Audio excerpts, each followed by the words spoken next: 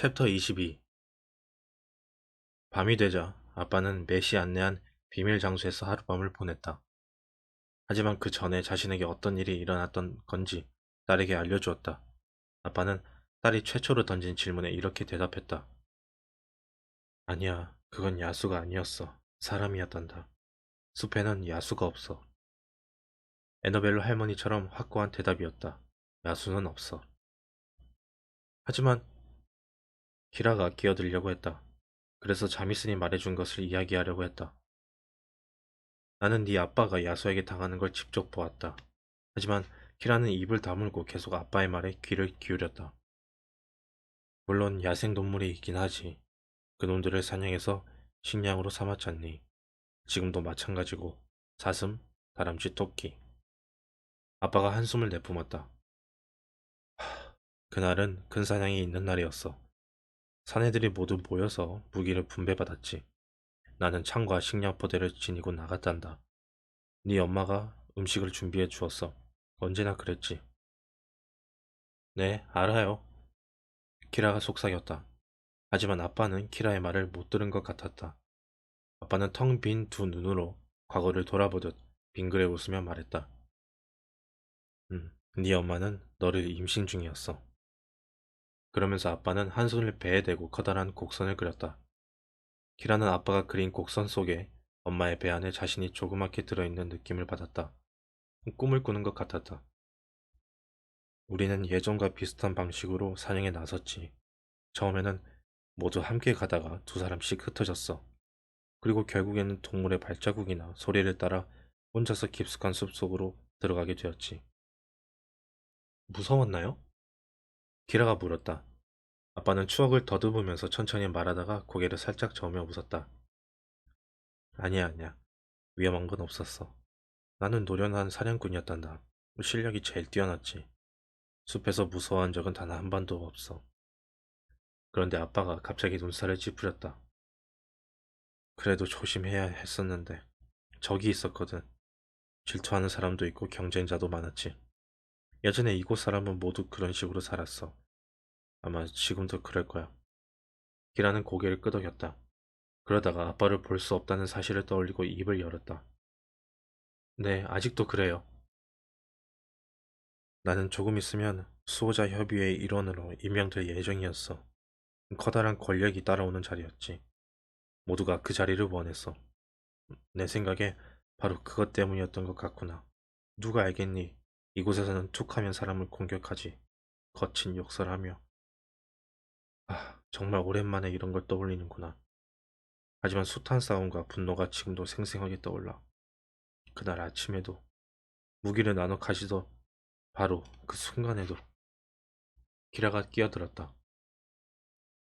최근에도 그런 일이 있었어요. 사냥을 시작할 때는 그래요. 제 눈으로 봤어요. 싸움과 욕설. 항상 그런 식이죠. 남자들은 모두 그런가 봐요. 아버지가 어깨를 으쓱했다. 그렇다면 아직도 변하지 않은 게로구나. 어떻게 변할 수 있겠어요? 언제나 그런걸요. 어린애들도 싸우는 것부터 배워요. 원하는 걸 얻을 수 있을 유일한 방법이니까요. 아마 저도 다리만 이렇지 않았다면 그런 방법을 배웠을 거예요. 다리? 아빠는 모르고 있었다. 하기야 어떻게 알 수 있겠는가. 키라는 그 사실을 말해야 한다는 게 당혹스러웠다. 전 다리 하나가 비틀렸어요. 그렇게 태어났어요. 사람들이 저를 들판으로 데려가려고 했지만 엄마가 반대하셨어요. 엄마가 반대했다고? 카티나가? 그리고 이겼군. 아빠는 얼굴을 밝게 빛내며 웃었다. 그때는 외할아버지가 살아계셨는데 아주 중요한 인물이었다고 엄마가 그러셨어요. 그래서 사람들이 물러선 거래요. 다들 어차피 내가 금방 죽을 거라고 생각한 것 같아요. 그래, 하지만 너는 강했구나. 네, 엄마도 고통이 나를 강하게 만든다고 하셨어요. 아빠에게 말하는 동안 키라의 마음에서 당혹감이 사라지고 대신 자부심이 피어났다. 키라는 아빠도 스스로를 자랑스러워하면 좋겠다는 생각이 들었다. 아빠가 손을 내밀었다. 키라는 그 손을 잡았다. 키라는 아빠가 계속 이야기하길 원했다. 그때 일어난 일을 자세히 알고 싶었다. 그래서 가만히 기다렸다. 누가 그랬는지 잘 모르겠구나. 물론 추측할 수는 있지. 나를 지독히도 질투하던 사람일 거야. 그래서 내가 사슴을 공격할 순간만 기다리며 가만히 지켜보다가 몰래 내 뒤로 다가와서 공격한 거야. 처음에는 곤봉으로 머리를 내리쳤고 내가 쓰러지자 그 다음에는 칼로. 그러고는 내가 죽도록 그냥 둔 채 떠났어. 하지만 아빠는 살아났잖아요. 아빠도 정말 강하네요. 기라는 아빠의 손을 꼭 잡았다. 나중에 들판에서 깨어났지. 그는 자들이 나를 그곳에 놓고 떠난 것 같아. 들판에 가본 적은 있니? 기라는 고개를 끄덕이다가 아빠가 장님이란 사실을 다시 떠올리곤 크게 대답했다. 네. 들판에 언제 왜 갔는지 아빠에게 알려야 했지만 아직은 아니었다. 나는 그곳에서 그냥 죽을 운명이었어. 앞도 보이지 않았고 움직일 수도 없었거든. 머리가 어지럽고 통증이 심했어. 그냥 죽고 싶었어. 하지만 그날 밤에 이상한 사람들이 들판에 나타났어. 처음에 나는 그들이 끄는 자들이라고 생각했지. 그래서 내가 아직 살아있다고 말하려고 했어. 하지만 그들이 말하는 소리를 들으니 낯선 목소리였다. 언어는 우리와 같았지만 억양과 어투가 약간 달랐어. 치명적인 상처를 입긴 했어도 그 차이를 느낄 수 있었지. 정말 부드러운 목소리였어. 점잖고 그들이 내 입에 무언가를 넣어주었지. 약초로 만든 즙이었어. 덕분에 나 통증이 줄고 나는 잠이 들었지. 그들은 굵은 나뭇가지로 들것을 만들어 나를 올려놓고 그들이 누군데요? 키라는 아빠의 이야기가 굉장히 흥미진진해서 참지 못하고 끼어들었다. 그때는 나도 몰랐어. 볼 수가 없었거든. 두 눈이 망가진 데다 너무 아파서 헛소리까지 할 때였으니. 하지만 그들이 말하는 편안한 목소리는 들을 수 있었지. 그래서 즙을 받아먹고 그들에게 몸을 맡겼어. 키라는 깜짝 놀랐다. 마을에서 지금까지 살아오는 동안 그렇게 행동할 법한 사람은 한 번도 만난 적이 없었다. 치명적인 상처를 입은 사람을 치료하거나 통증을 덜어주며 도와줄 사람은 물론이고 그런 방법을 아는 사람조차 없을 듯 싶었다. 하지만 다 죽어가는 개를 간호해서 살려낸 걸 보면 맷은 예외라는 생각이 들었다. 그들은 나를 들고 오랫동안 숲속 깊숙이 들어갔어. 며칠이 걸렸지. 나는 깨어났다 잠들고 다시 깨어나곤 했어. 그런데 깨어날 때마다 그들이 나에게 말을 걸고 몸을 닦아주고 마실 물을 주었지. 통증을 덜어주는 약도 계속 주었단다. 모든 게 흐릿했어. 나에게 무슨 일이 일어났는지조차 기억나지 않았으니까. 하지만 그들이 나를 치료해 주었단다. 그래서 웬만큼 나으니까 진실을 알려주더구나. 앞으로 두 번 다시 볼 수 없다는 사실을.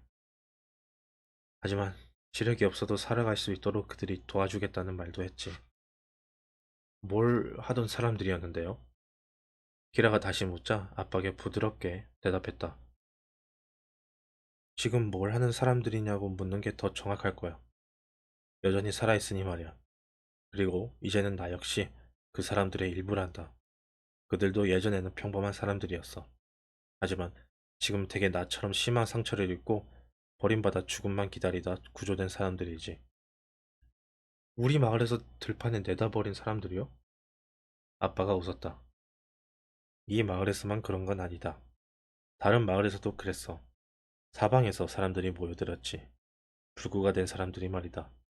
몸이 아니라 다른 곳이 불구인 사람들도 있고 아주 먼 곳에서 온 사람도 있어.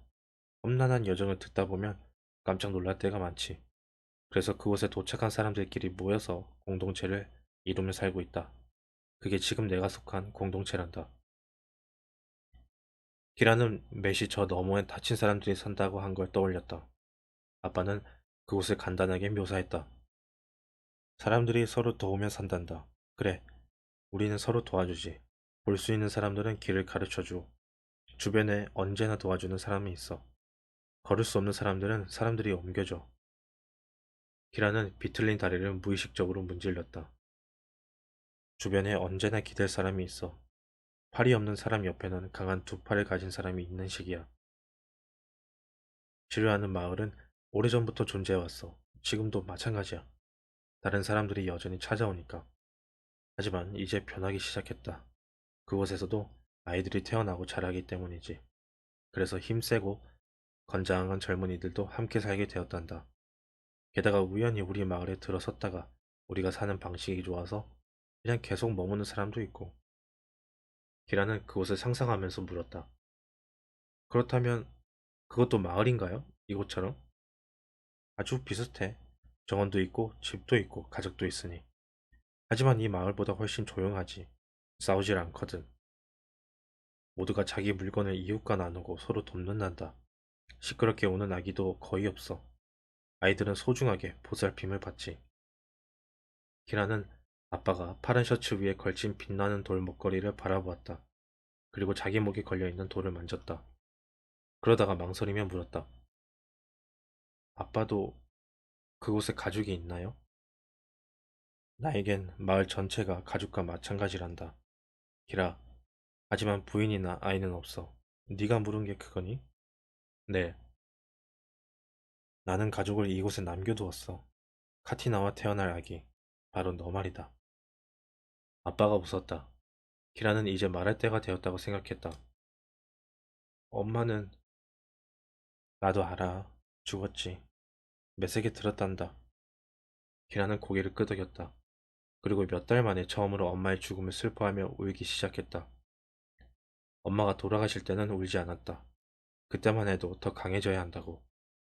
앞으로 할 일을 결정하고 꼭 해내야 한다고 의지를 다졌을 뿐이다. 그런데 지금 뜨거운 눈물이 하염없이 흘러내려 키라는 두 손으로 얼굴을 가렸다. 어깨를 흔들며 흐느꼈다. 아빠가 두 팔을 벌리고 따뜻하게 안아주었지만 키라는 등을 돌렸다. 그리고 눈물을 참으려고 애쓰면서 울음 섞인 목소리로 물었다. 왜 바로 돌아오지 않으셨어요? 얼굴을 가린 두 손으로 보니 아빠는 고통스러워하고 있었다. 아빠가 마침내 입을 열었다. 아주 오랫동안 아무것도 기억나지 않았어. 나를 죽이려고 머리를 때린 자들은 실패했고 나는 살아났지만 내 기억은 모두 사라졌지. 내가 누구인지 왜 이곳에 있는지 가족이고 집이고 하나도 떠오르지 않았어. 그런데 점차 기억이 아주 천천히 돌아오기 시작했어. 과거가 조금씩 떠오른 거야. 네 엄마의 목소리, 다정하게 부르던 노래도. 밤이 오네, 색이 흐려지네, 하늘이 흐릿하네, 파랑은 오래 머물지 않으니. 기라는 익숙한 자장가에 깜짝 놀라 함께 중얼거리다가 조그맣게 말했다. 네, 저도 그 노래 기억나요. 그러다가 갑자기 모든 기억이 떠올랐지. 하지만 돌아올 수 없었다. 길을 찾을 방법이 없었거든. 앞도 안 보이고 체력도 떨어졌으니. 게다가 설사 힘들게 돌아왔다 해도 나를 기다리는 건 죽음밖에 없었을 거야. 나를 죽이려던 사람들이 여전히 이곳에 있으니까. 그래서 그냥 그곳에 남은 거란다. 가족이 그리웠지만 그곳에 머물며 살아가게 된 거야. 네 엄마도 없고 너도 없는 곳에.